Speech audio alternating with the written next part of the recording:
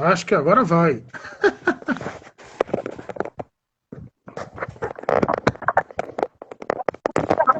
Oi,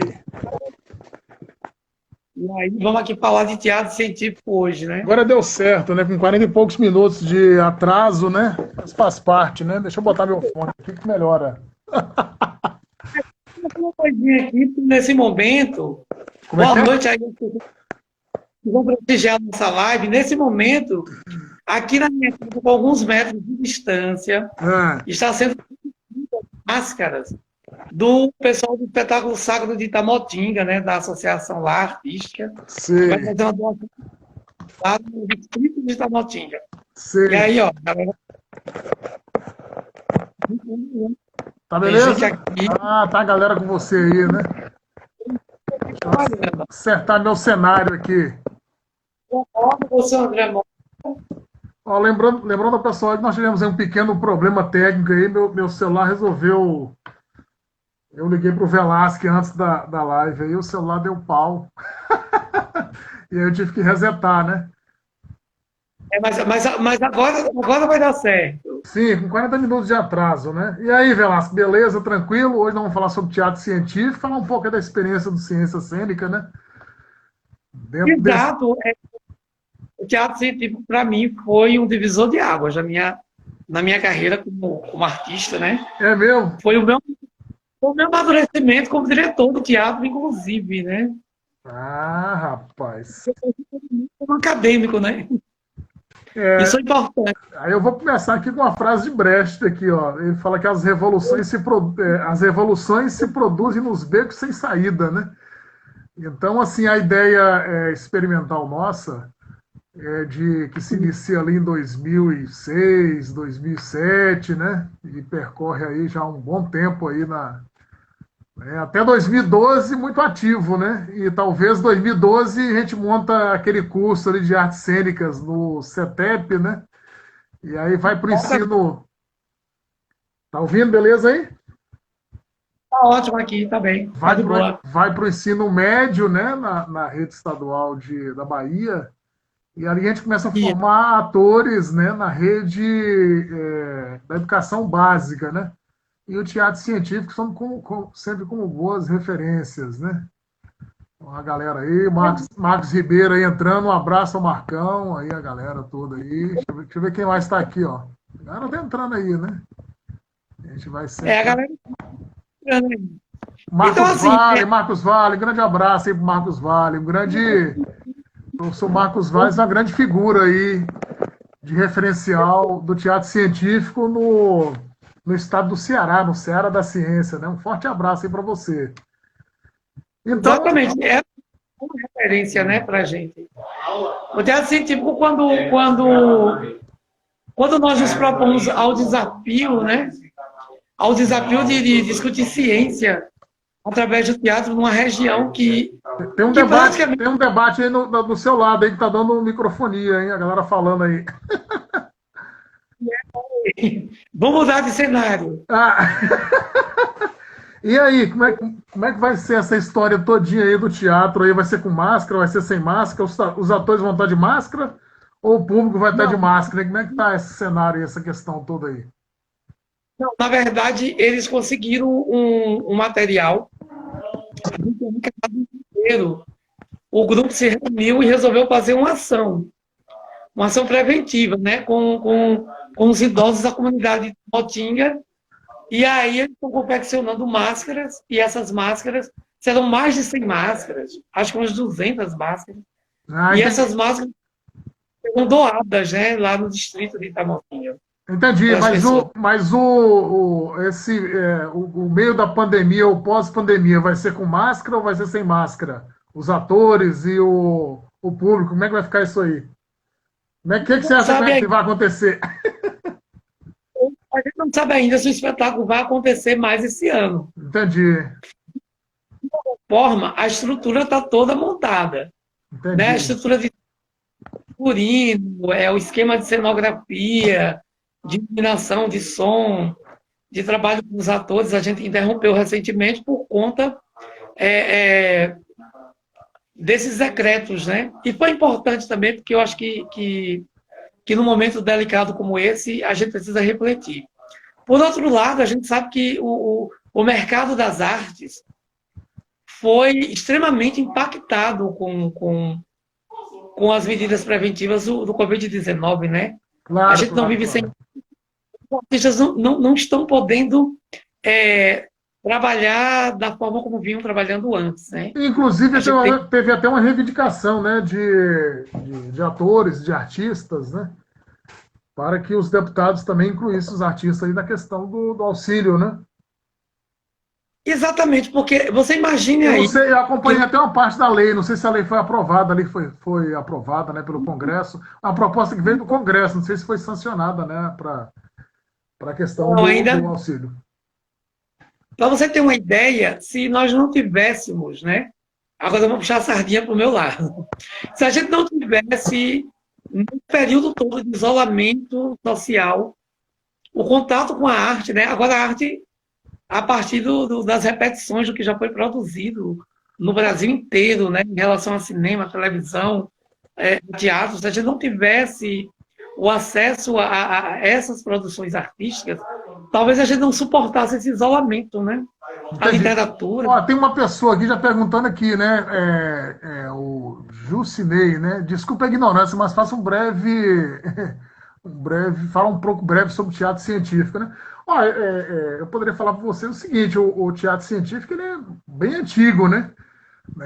Bem antes de Bertold Brecht aí com a peça Galileu, depois da Velasco pode complementar mais aí. Mas é um recurso que é utilizado para se falar de ciência, né? Ou seja, é a união entre a arte e a ciência no palco, né? De forma simplória, né? De dizer para vocês. Então, o teatro científico é um recurso educacional, ele há um debate também no meio que diz que ele não deve ser didático, né? Ele já é uma arte por si e já educa por natureza, né? Então, assim, o teatro científico é falar da ciência no palco, de forma mais simples, né? Não sei se você quer falar mais alguma coisa aí, Velasco. Vai lá, complementa aí, para a gente incrementar o debate aí. Eu quero complementar, na verdade, que nós vamos ter uma ideia do potencial que é o teatro científico. O teatro científico sempre existiu, né? Os experimentos científicos, quando levados para as universidades ou para os meios populares, já viu experimentação cênica a partir disso, né? Relatos, inclusive. Mas a gente vai entender a lógica do teatro científico, como ele se sistematiza hoje a partir do Bertolt Brecht, né? A Sim, partir do Brecht. A partir do Brecht a gente compreende que ele não dizia que era teatro científico, né? sim. Que também é uma cultura muito nova dentro da prática teatral. No nosso caso, nós tivemos o privilégio, aí o professor Carlos Wagner, que foi pioneiro nesse processo de popularizar a ciência a partir da linguagem teatral, utilizando de recursos de pesquisa como o Brecht tinha, né? A relação arte e ciência, da estreita relação entre arte e ciência. Há quem dissocia as duas coisas, né? Mas o Brecht ele não via muito por esse caminho. O Brecht achava que, da mesma forma que a ciência estava a serviço da humanidade, a arte cênica ela tinha um papel fundamental, porque ela materializa esse discurso, né? Porque o teatro ele tem essa função, apesar de ser efêmero, ele tem essa função de materializar os discursos. Né? O professor Marcos Vale já coloca aí que o nome mais correto seria o teatro com a temática científica, né? Na realidade, é um debate, né, interessante e necessário, né, para a gente falar, né, do teatro ou falar da ciência através do teatro, né? E num momento como esse aí, eu acho que é importante você, por exemplo, uma temática como essa aí do Covid-19, né? Eu acho que é uma excelente oportunidade, nós até conversamos em alguns momentos aí, da gente, não sei se no meio do processo aí da pandemia, mas no meio ou pós, né? Da gente tentar falar do coronavírus ou falar do vírus, né? Através do teatro. Será que é possível? Né? E a gente está vendo aí, por exemplo, um momento em que a população tem uma dificuldade tremenda de entender o fica em casa, né? E agora vai ter que entender uma palavra, né, em inglês, o lockdown, né? Então, assim, talvez o teatro seja uma excelente oportunidade para se falar, né, da ciência. Por exemplo, você teve uma experiência legal antes do teatro científico de falar do programa, com o programa Cabra Forte, né? Que era falar Foi. do processo da criação de cabras dentro das técnicas aí de reprodução, das técnicas até do aumento da produção do leite, né? E vocês percorriam o interiorzão aí da Bahia, né? Conta aí essa experiência até depois chegar no teatro científico aí, depois a conversa vai ser longa. A gente já, antes de chegar nisso, só para complementar o que o professor Marcos Vale diz, o Augusto Boal, quando ele pensa o teatro do oprimido, ele já trata o teatro como ciência. Sim. Ele já diz que o teatro é uma ciência humana por natureza, né? É uma linguagem em que a presença do homem, a investigação que o homem faz sobre sua própria trajetória, já é por si só um ato científico, né? Que é o processo de investigação, o processo das deduções, são vários processos que se envolvem até chegar num discurso que no mínimo, seja complacente com o que se pensa antropologicamente da presença do homem no mundo. E ele deixa isso muito bem claro, né? Essa importância de se entender o teatro por si só também como uma ciência humana, na verdade. Em relação ao Cabra Forte, ali foi uma experiência bacana, porque tinha um cara chamado Edmilson José, que era um engenheiro, que teve a ideia de escrever uma peça de teatro, porque eles precisavam informar a vários trabalhadores rurais que estavam num projeto novo de compreender o semiárido, as técnicas de convivência com o bioma, né? E aí eles criaram uma ilha teatral. E nessa ilha teatral, todos os programas do governo, na época do governo Paulo Souza, todos os programas do governo relacionados ao homem do campo, relacionados às estratégias de convivência com o semiárido, na lógica deles, teria uma possibilidade de chegar mais depressa para as pessoas através da linguagem do teatro. E, de fato, isso aconteceu, né? Acho que foi meu primeiro experimento com o teatro. Eu não tinha essa consciência. Sem a concepção do teatro científico. Lembrando que o professor Marcos Vale está falando aí para a gente lembrar aí de falar sobre o Ciência em Cena, né? Que é um dos mais importantes festivais de teatro científico do Brasil, né? Acontece sempre numa cidade, já aconteceu aqui em Caxias, em Fortaleza, em São Carlos, né? No Rio de Janeiro, aqui em outras cidades daqui do Nordeste. Então, na realidade, e boa parte dos grupos, eu acho que é interessante isso, mais de 50% dos grupos do Brasil que participam do Ciência em Cena são daqui da região Nordeste. Então, o teatro científico é bastante ativo aqui na nossa região. E aí nossa experiência começa ali em 2006, né, com uma viagem através das estrelas, né? Reunimos um grupo muito interessante de artistas, de estudantes, de pesquisadores, né? Tinha mais aí em torno aí de mais de 15 pessoas, né? E que debatia a questão da história da ciência. O professor Marcos Ribeiro, que é físico, né? Aí, olha aqui, deixa eu ver o meu aqui, ó. O meu tá aqui, ó. Esse aqui foi o primeiro, né? A primeira peça, né? E essa peça é uma releitura da Silvia Helena, não é isso? É um artigo que está na Revista Brasileira de Ensino de Física, e nós fizemos uma adaptação aqui e escrevemos vários textos de Silvia Helena, exatamente, né? Nós adaptamos aqui para a nossa realidade, num contexto regional, escrevemos, e foi a minha primeira experiência em escrever, né, uma peça de teatro em conjunto com você, com o professor Marcos e com o Marcos Vinícius. Um abraço aí para todos aí. Vai lá. Um trabalho fundamental, né? Assim, passando esse período do Cabra Forte, foi o meu primeiro contato, né, com a ideia do que seria o teatro científico. E aí eu fui à Univasf, a convite de Ailton, né, que era aluno do curso de administração, e que já havia conversado com você a respeito... Você, na verdade, tinha conversado com ele a respeito da criação de um grupo de teatro que pudesse estar ali junto do Espaço Ciência e Cultura, fazendo um trabalho de divulgação científica, né? E que o teatro pudesse ser esse percurso, esse percurso criativo, né? Para chegar nesse projeto. E eu me lembro que nós tivemos uma bateria de estudos, né, que envolvia desde os temas voltados para o conhecimento da história, da ciência. Eu me lembro de ter lido um livro, um artigo da Betânia Montenegro, né, falando da experiência da seara da ciência, Junto com o professor com Marcos Vale, lembrando o artigo dela, né?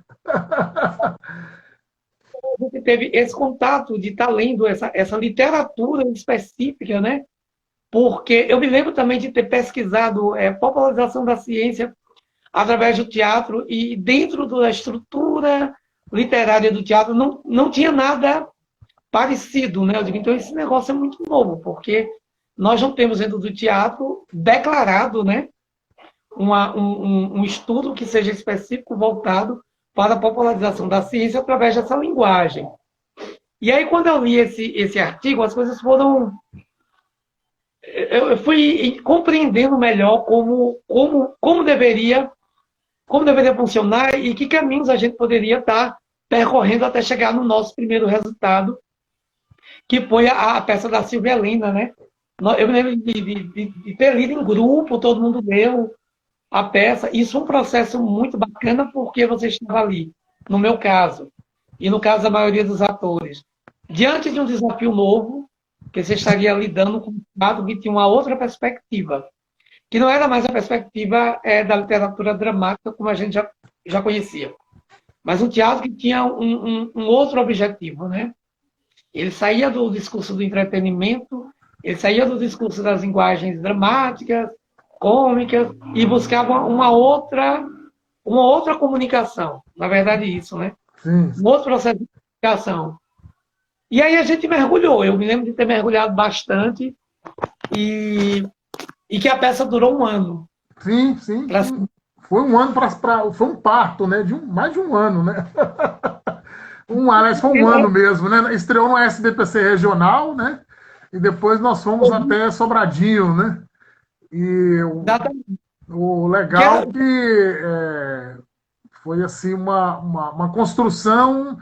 A peça nunca era igual, né? Cada apresentação, apesar do texto ter o mesmo texto, cada apresentação tinha um caminho distinto, né? E a gente foi inserindo vários personagens, né? Na verdade, só para ilustrar um pouco, né? A história começa lá aliás, a peça começa na pré-história, né? Passa ali pelos gregos, né? Uma discussão entre heliocentrismo e geocentrismo, né?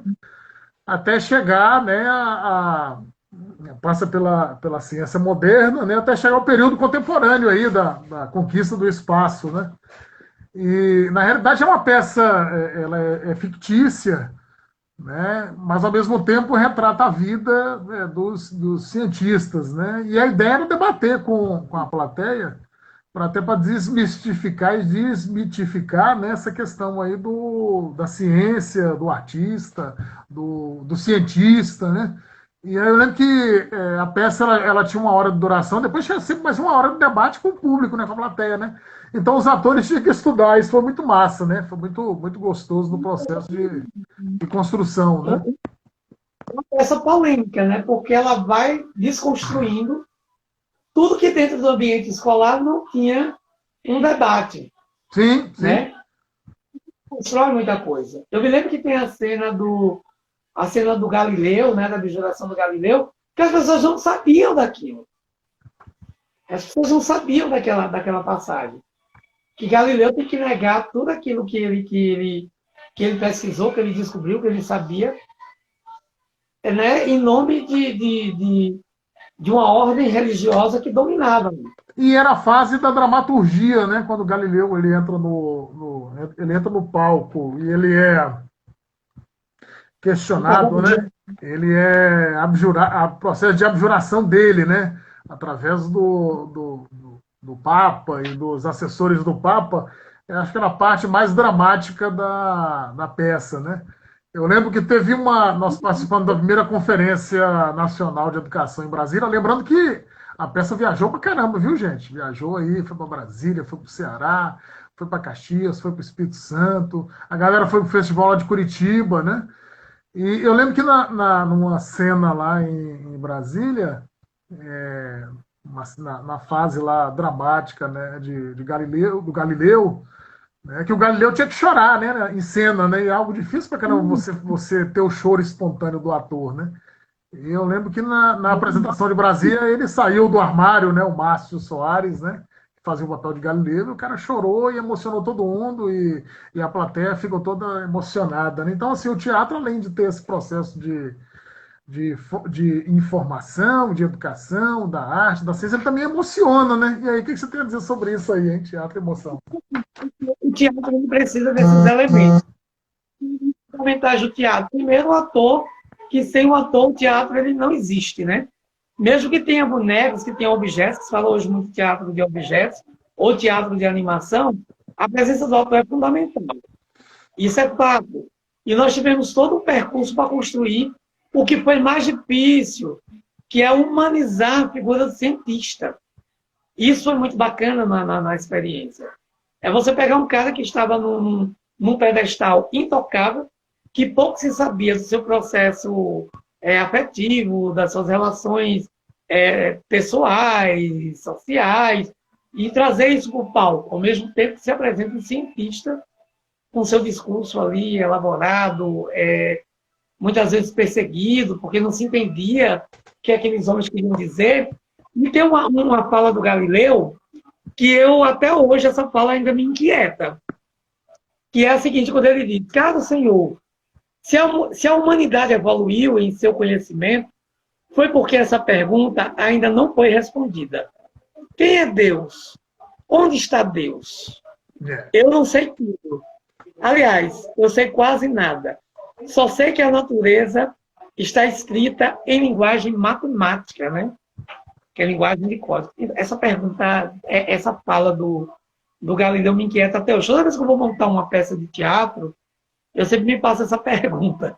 Eu sempre me questiono. E eu tive a oportunidade, enquanto artista, né, de buscando aprimorar o que eu já pretendia como diretor, que eu já desejava como diretor, eu consegui, dentro dessa lógica do teatro científico, conseguir uma coisa que para mim foi fundamental.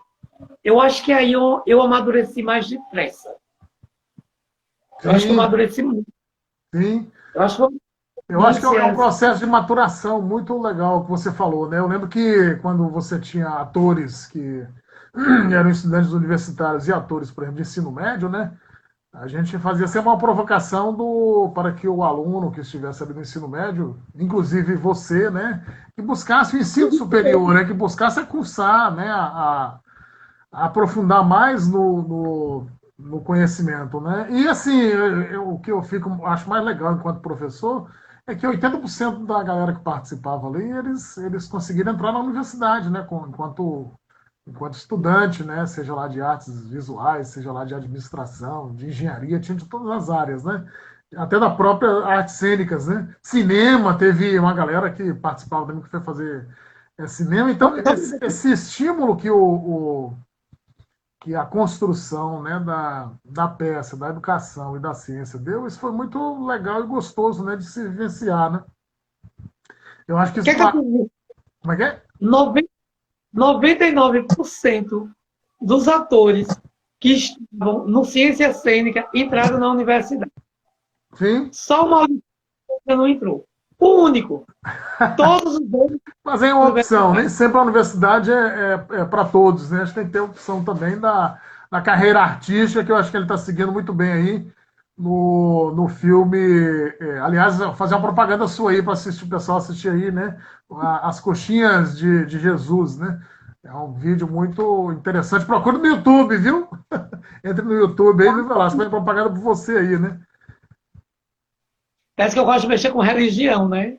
Eu estou o tempo todo fazendo essa provocação. Mas voltando à nossa experiência com o teatro científico, acho que os lugares por onde nós circulamos, a princípio com a Viagem através das Estrelas, foi nosso espetáculo que a gente chama de espetáculo matriz, né? A gente chama de espetáculo matriz, que é aquele que as outras experiências vão surgindo. E com ele também surgiu as oficinas de teatro que a gente passou a oferecer com mais frequência, né? Sim. E a oficina de jogos teatrais, você falou bem. Isso. Eu acredito que todo mundo que passou pelo Ciência Cênica, que teve uma experiência, que esteve ali experimentando o teatro de uma forma que não deixou de ser lúdica, né? Não deixou de ser lúdico, o teatro não deixa de ser lúdico. Acho que um dos grandes métodos do teatro é a ludicidade. Essa ludicidade faz com que a comunicação com o público ela se estabeleça de uma forma interativa. Isso é importante. E isso a ciência cênica soube fazer muito bem, né? Eu acho que ao longo da nossa trajetória, já temos mais de 10 anos, né? Mais de 10 anos de ciência cênica. Sim, sim, mais de 10 anos. Nós circulamos por lugares extremamente importantes. Eu não esqueço uma experiência que nós tivemos no acampamento do MST em Sobradinho. Sim, um acampamento exatamente. E aqui na época era muito forte, era muito divulgado, e o acampamento estava em processo de implantação, inclusive, de uma unidade básica de saúde, né? E a gente foi para discutir a questão da dengue, né? Estávamos quase numa espécie de epidemia, de pandemia da dengue, e nós fomos lá. Nós fomos num lugar inusitado, com um elenco que não estava apto a essa realidade. Aquilo também mexeu com todo mundo, porque colocou o grupo, tira o grupo do lugar de privilégio, né? Claro. Da zona de conforto, e coloca o grupo no lugar de desafio, de desafiador. Eu preciso me comunicar com um público que não é uma sala fechada. Claro. É um público itinerante, né? Porque você não sabe de que forma aquelas pessoas iam entender aquilo. E você tinha um outro desafio, que era fazer com que aquelas pessoas permanecessem ali e pudessem compreender o que você estava dizendo. E que pudessem debater com você sobre o que foi mostrado ali. E aí, de certa forma, é um teatro bem na perspectiva do Boal, né? Na perspectiva do social, na perspectiva do encontro do ator com as realidades mais diversas, né?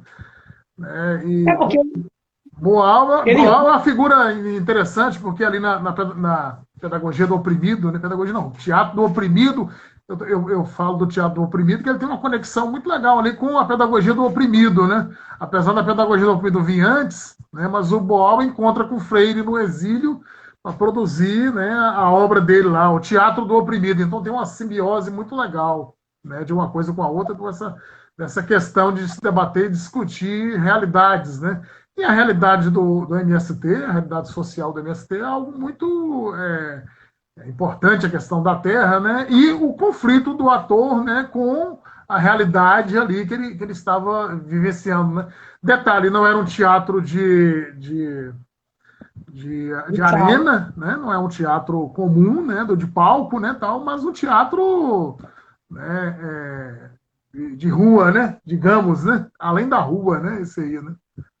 Bom, quando ele propõe a estética do oprimido, ele desconstrói duas ideias que são extremamente perseguidas no teatro, que é a coisa do talento e a ideia da separação entre plateia e elenco, e atores. O Boal constrói isso, porque o ator ele também é espectador. E o público ele tem uma função fundamental no trabalho, porque o trabalho não está ali apenas para entretê-lo. Está ali para provocar uma mudança de comportamento, né? Para provocar-lhe uma reflexão. Então, o Boal traz muito isso e a gente... E através da crítica, né? É o teatro reflexivo, né? Com uma proposta da realidade, né? Eu acho que quando você está dentro de uma região como essa nossa aqui, do semiárido, no sertão brasileiro, e você, de certa forma, esquecer da realidade, esquecer do povo, esquecer das famílias, esquecer das comunidades, eu acho que aí você entra dentro de um processo de alienação, né? Então, assim, o Boal é uma figura muito legal, né? E uma própria simbiose, né, com Freire, né? Na questão aí do teatro do oprimido, né? Então, assim... Vai buscar em Paulo Freire as referências sociais e pedagógicas para construir o oprimido dele, né? Porque não tinha que ser um teatro com a catarse que Platão defendia, de que o público tem que ir ali, se identificar com o personagem se emocionar com ela e pronto. Não. Mas eu queria que você falasse. Eu queria que você falasse. Tá, legal. Desculpa te interromper, mas eu queria que você falasse um pouco mais aí, complementando esse raciocínio do Boal e do Freire, esse processo de construção do ator, né? As oficinas de jogos teatrais, você começou a falar aí, mas as oficinas eram algo importante, determinante na construção do personagem, na construção do ator, né? Você quebrar alguns vícios, né, de linguagem, quebrar alguns vícios de expressão corporal, né? Então era algo muito interessante e muito intenso, né, na construção das peças, né? Porque, na verdade, assim, dentro da estrutura das oficinas que nós estávamos realizando, a gente tinha uma preocupação dentro dos princípios de Boal, ainda fui beber um pouco na fonte do Arthur e na fonte do Peter Brook, que a gente ainda foi beber um pouco nessa fonte. Claro. Primeira, mecanização do corpo, né? O indivíduo precisa compreender que ele tem um corpo e esse corpo, ele tem uma presença política, inclusive. Ele tem um discurso. Sim. E ele tem uma consciência. Então, essas oficinas, primeiro, buscavam desmecanizar todo o processo físico que a gente tem. E depois ele parte para um outro processo que é ainda mais importante do que nós fizemos no teatro científico, que é a liberação absoluta das formas de pensar. O indivíduo ele precisa desconstruir. Claro. O psiquiatra desconstruir muita coisa que a gente tem como preconceito. Claro. Isso é fundamental. Nós tínhamos ali atores que estavam se expondo corporalmente, intelectualmente, né? Psicologicamente também, politicamente, dentro de um processo que era muito grande, né? Precisava entrar no universo da ciência, precisava compreender a presença do homem também no ambiente, e como ele reflete o ambiente, como o ambiente também o reflete. Isso foi fundamental. Como é que o sujeito político ele se comporta diante de uma realidade? Isso é fundamental no teatro do Augusto Boal, e também fundamental quando a gente tem que falar do Bertolt Brecht. Seria impraticável, dentro da nossa lógica de construção de um teatro científico, se nós desprezássemos as propostas que esses teóricos do teatro, né, esses experimentadores do teatro, tinham como fundamentação e que a gente podia aproveitar. Poderíamos ter optado por um teatro mais didático, não o didático que politiza, mas o didático que só repete conceitos. E não era isso que estava se propondo no teatro científico, e quem entrasse no teatro científico, quem quisesse se comunicar, entrar em processo de comunicação também com o público através do teatro científico, precisava entender isso. Né? Que não era um teatro didatista, né? Mas era um teatro que provocava uma reflexão e possibilitava um crítico reflexivo. Claro. Então, assim, toda a construção dos atores, e na segunda, na verdade, nós fizemos ali 4, chegou até a 5 peças, né? Que era Uma Viagem através das Estrelas, Darwin, a Revolução da Evolução, né? Depois tinha os Atrapatais, né? Tinha a Dengue, e o grupo ainda se envolvia em várias atividades ainda das secretarias, né, de saúde, né, de educação daqui da região. Mas eu queria também, Velasco, ressaltar que a capa do nosso cartaz foi uma capa muito, muito legal, né? E a capa do Darwin, né? Darwin, a Revolução da Evolução. E que teve uma participação ali muito legal do Hériton Monte Claro, né? O grande diretor, ator, desenhista, né? Os figurinos do Oxigênio, esqueci do Oxigênio, né? Os figurinos, por exemplo, do Oxigênio, né? Não de Darwin, mas do Oxigênio, teve uma participação muito intensa, talvez um dos últimos trabalhos ali do Hériton Monte Claro, né? Que desenhou de forma muito carinhosa, né, os figurinos ali, todo o cenário, né, da peça, né? Então, esteticamente... Fala, vai lá. O Oxigênio foi um desafio para a gente, né? Mas antes de chegar no Oxigênio, eu queria falar de uma experiência que nós tivemos. Aí em Petrolina, um teatro estudantil, que nós não tínhamos um grupo que iria participar do festival. Nós fomos convidados para apresentar o espetáculo Uma Viagem através das Estrelas no Teatro do Sesc, né? eu me lembro que na época havia uma certa vista grossa com o nosso trabalho. Era como se o teatro científico ele não tivesse dentro daquela conjuntura que era comum, né? Que eu acho um grande equívoco dos fazedores de teatro. Só me dá E aí nós somos... só me dá uma parte. Aí tem o Jucinei Martins que fala para Yuri, vamos interagir com o nosso público aqui, né? Ele fala assim, Yuri Rafael na extensão rural, ele fala que a transferência de tecnologia para os produtores rurais, o teatro científico pode ser muito bem utilizado no processo de comunicação, que é preponderante, né? Claro, a gente concorda. Isso aí a gente fez com quebra-pau. Claro. Pois é. Mas, E eu vai lá, volta no seu raciocínio aí, vai lá. Bom, e aí esse trabalho, essa apresentação, esse convite que nós tivemos, foi um convite desafiador, porque quando nós apresentamos o espetáculo, na verdade, eles queriam nos colocar à prova para saber o que era teatro científico, o que é que nós estávamos propondo com isso. Eu não esqueço de um debate que nós tivemos após a apresentação com o público, que é uma praxe, né, do SESC, dos projetos que acontecem lá, ter uma conversa com o público para dialogar, trocar ideias sobre o espetáculo. E aí, eles, que para mim não foi intrigante, porque eu já esperava que me questionassem isso. Qual a diferença entre teatro científico e teatro? Eu digo, a diferença não é que há uma diferença. O que há são abordagens que vão ser bem específicas. Sim. Isso é fato, né? E aí eles se convenceram e deixaram a gente em paz e convidaram a gente para outras coisas.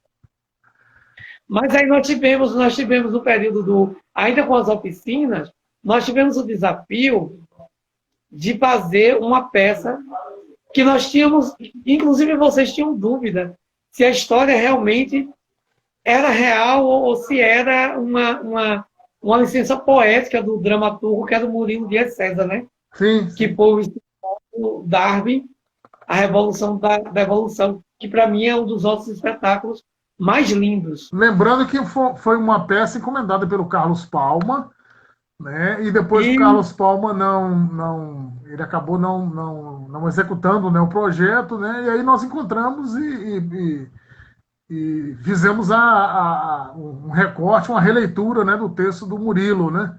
E apresentando aí no ano de Darwin, né? Porque a gente tinha uma coisa muito bacana no teatro científico, porque assim, o tema é universal, mas é preciso ter uma identidade local. Nós somos um grupo de teatro científico do Vale do São Francisco. Então, tudo que a gente fazia no teatro tinha que trazer um pouco daquela impressão, um pouco daquele lugar, um pouco daquelas... E isso estava presente nos figurinos, estava presente na trilha sonora dos espetáculos, estava presente no próprio ator, que era o ator Ribeirinho. Eu me lembro da própria Viagem através das Estrelas, o Maurício Fábio, um ator negro, o ator negro fez meu Deus do céu. Newton. Fez o Isaac Newton, gente. Fez o Isaac Newton. Eu me senti ali fazendo a peça O Inspetor Jones, que o Abdias do Nascimento assistiu na Inglaterra, quis fazer no Brasil, colocando atores negros. Quer dizer, eu tinha um personagem historicamente branco, né? Mas que foi interpretado por um ator negro e que isso não foi questionado. Olha o poder que a gente tinha. Um teatro científico. E como a gente conseguiu comunicar através dele, contrariando até algumas convenções, né? Eu me lembro que quando a gente apresentou Uma Viagem através das Estrelas, a gente circulou muito. Brasília, eu me lembro de ter ido a Curitiba, no Festival de Curitiba, na Mostra Fringe, nós fomos selecionados e foi uma experiência difícil, né? No grupo novo, chegando ali, meninos jovens, eu sempre fui o mais velho da turma. E o grupo novo chegando, e a gente apresentou um espetáculo, eu me lembro que teve uma professora que eu assisti, que me disse, tem que ter cuidado com a cor dos figurinos, porque ela era tradicionalista, os figurinos passavam por vários períodos, né? Grécia Antiga, que tem uma estrutura diferente, aí você vai chegando na Idade Média, você vai passando por outras transições históricas, que tem uma indumentária específica. Claro, e nós colocamos cores quentes no figurino. Sim. Sabe? Colocar a cor quente no figurino é uma autoria, é uma escrita particular dentro de uma estrutura. Então, assim, o teatro científico ele é muito autônomo. Tinha uma autonomia muito grande. O texto poderia ser dito pelo intérprete da forma como ele foi escrito. Mas a forma como ele era montado, como ele era esquematizado, como a estética era construída, eu acho que foi a nossa grande assinatura. E a questão da sonoplastia, né? A peça Uma Viagem através das Estrelas, ela era marcada e pontuada por uma... Eu lembro que cada ator, cada cientista tinha uma música distinta, né? E você fazia uma oscilação entre a dramaturgia, o drama de Galileu, né? E até o próprio Einstein brincando, né? Discutindo, né? Com outros cientistas, né? Então, assim, o processo e talvez não precisasse ali do jogo de iluminação, né? Naquele momento ali da peça, Uma Viagem, né? Já Darwin não, né? Você tinha uma pontuação muito forte era Darwin era para ser feito no palco, né? Que tinha uma marcação muito forte da iluminação e muito forte da sonoplastia, né? Do som, né? A música, né? Embalava, né? As pessoas que estavam ali, né, assistindo, né? Então, assim, o Darwin foi um espetáculo. Nós fomos para Salvador, né? Lá encontramos o grupo do Carlos Palma.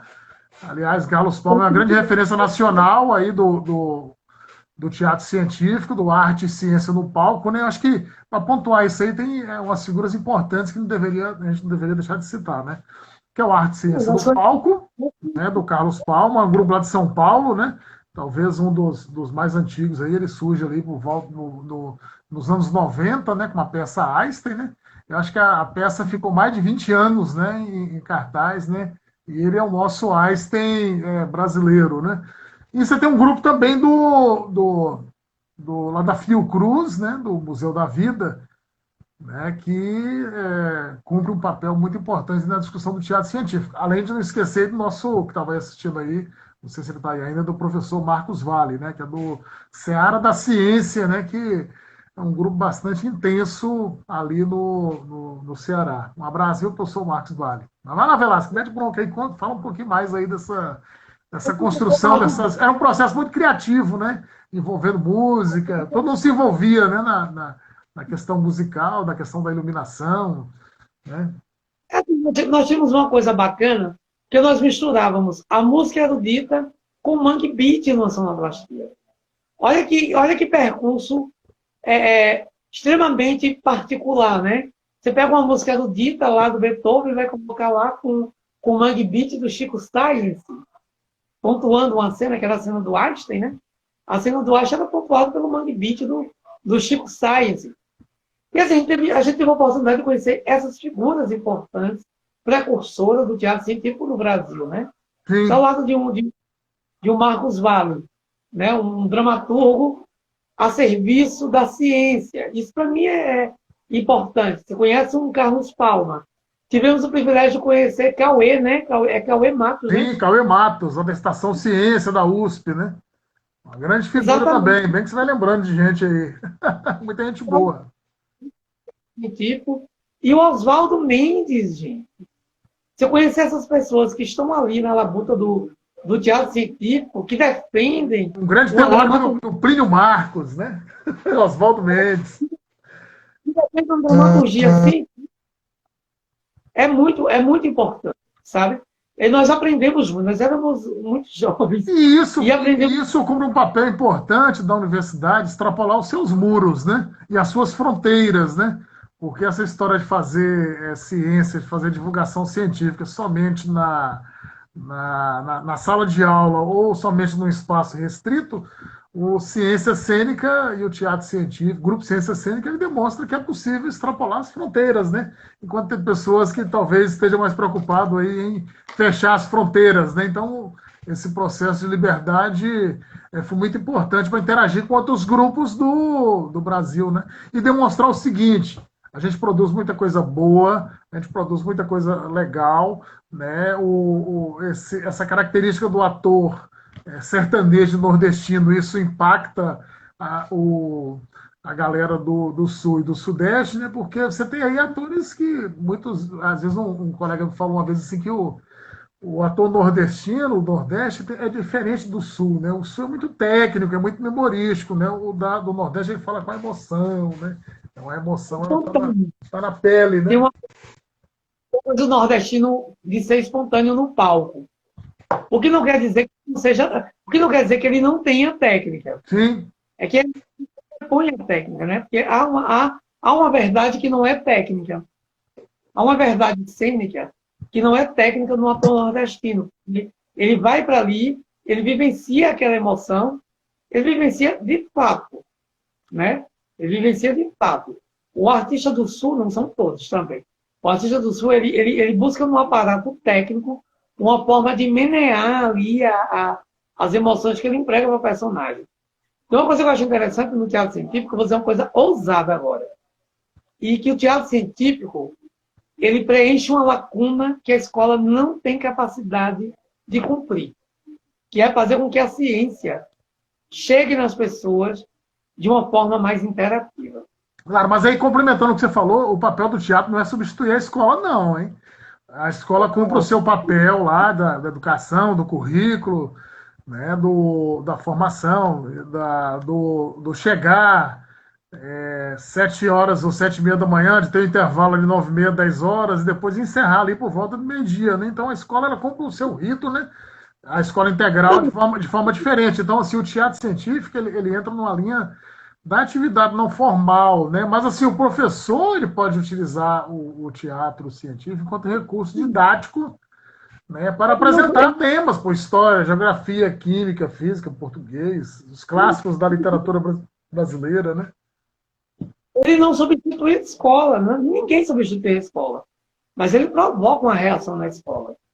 E tem um comentário legal aí da Catiana, ela fala assim, ó, que essas atividades permitem aos professores e alunos a aproximação de conteúdos, possibilita a interatividade e o trabalho em equipe. Claro, é isso aí mesmo, a gente concorda com você. É por aí mesmo, ele é coletivo, ele tem que ser uma construção coletiva, né? Eu não defendo a ideia, a tese de que ele é complemento. Não. O teatro científico, quando ele está ali inserido, ele faz parte do processo de formação na sala de aula. Uhum. E ele é fundamental. Às vezes, eu sou professor de arte, aí dissocia muito a relação da arte com a produção de conhecimento. E não é. É produção de conhecimento. Teatro científico é produção de conhecimento. É a linguagem artística ali complementando, não é nem complementando, é a linguagem artística ali contribuindo, na verdade, né, para que um determinado tema, que muitas vezes não é tratado dentro da sala de aula pelo tempo, claro, não é tratado pelo... O tempo é uma coisa perigosa na escola. Sim. O tempo é sueiro na escola. Sim, perverso, né? Eu acho que é preciso desconstruir essa questão temporal e colocar as contradições, né? Eu acho que e o Brecht faz isso, né? O teatro dialético, né? Tem uma frase dele muito legal aqui. Ele fala assim que há homens que lutam um dia e são bons, há outros que lutam muitos dias e são bons, há homens que lutam muitos anos e são melhores, mas há os que lutam toda a vida, né? Esses são os imprescindíveis, né? Então, assim, acho que o processo de construção da peça, de grupo, e de um grupo de teatro, ele não é uma coisa espontânea que morre aqui, né? O grupo, por exemplo, o grupo ele está... eu digo que a gente está construindo alguns textos aí, né, Velasco? Ele sempre fala assim, ó, vamos construir um texto sobre Einstein, né? Tem mais ou menos um ano que a gente está escrevendo esse texto de Einstein, né? E vamos fazer um grupo, vamos fazer uma peça sobre coronavírus, né?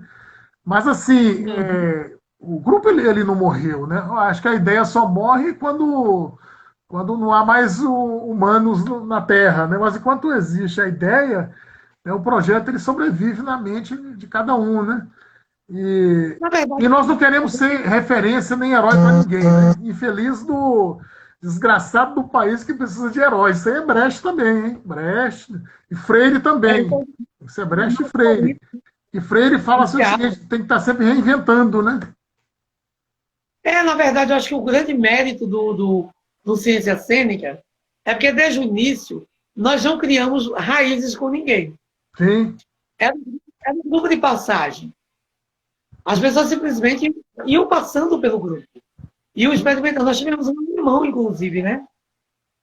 É o Lucas Jung. Sim, sim. Nós tivemos pelo grupo, transitado pelo grupo, comunicado pelo grupo. Acho que o Ciência Cênica é esse espaço de comunicação, para mim.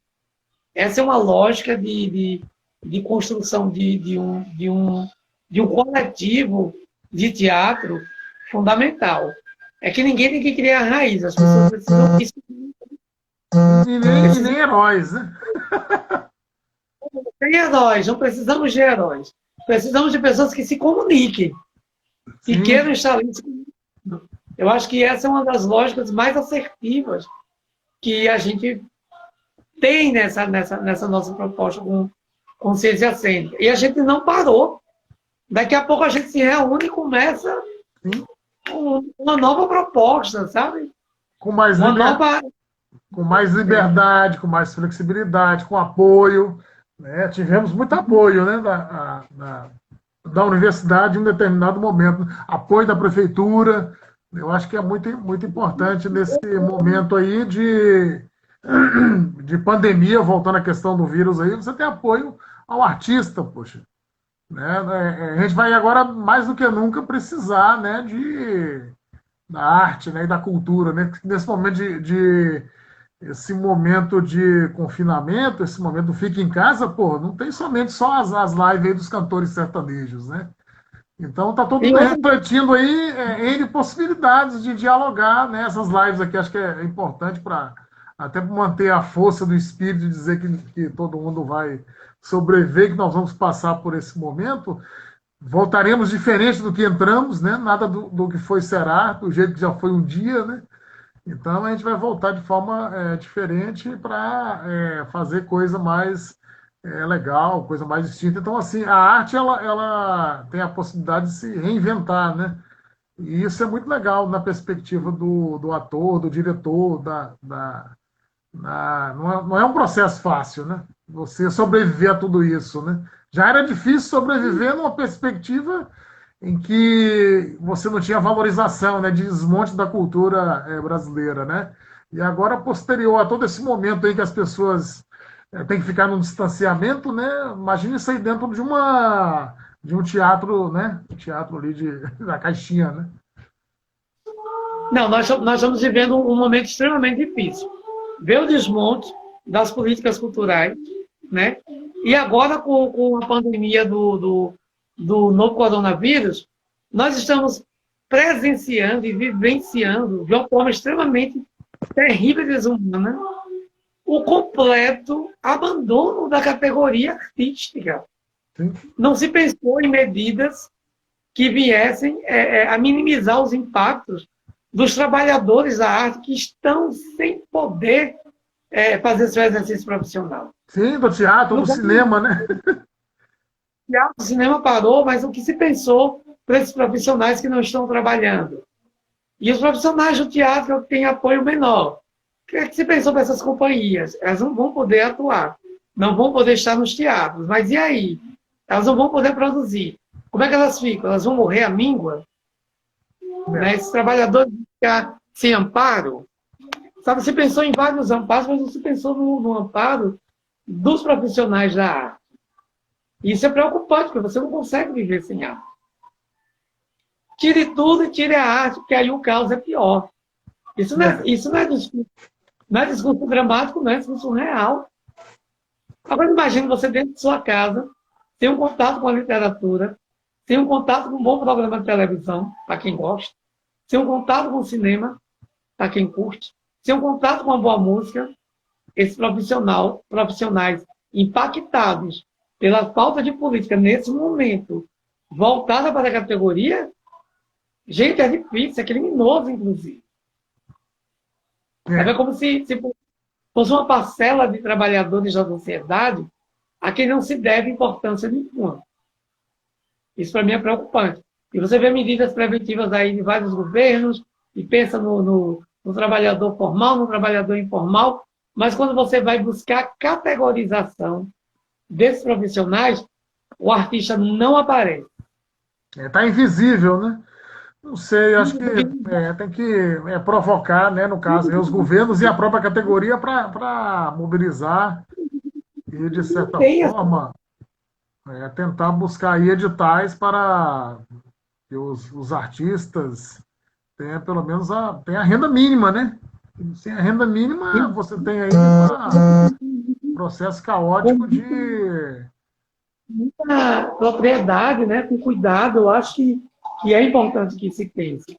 Eu acho que as políticas governamentais que aí estão, e a gente percebe claramente que o desmonte do Ministério da Cultura, hoje, uma secretaria especial dentro do Ministério de Direitos Humanos, né, Sim. é praticamente uma maneira de nos dizer que a cultura e a arte nesse país não tem importância. E com a Regina Duarte à frente de tudo, né? O Brasil assume uma secretaria de cultura e não pensa política nenhuma para a categoria e está numa situação extremamente delicada porque a categoria está cobrando dela um posicionamento. É uma idiotização absoluta do debate sobre a cultura, gente. Isso é uma vergonha. E lembrando que você é presidente do Conselho de Cultura de Juazeiro, né?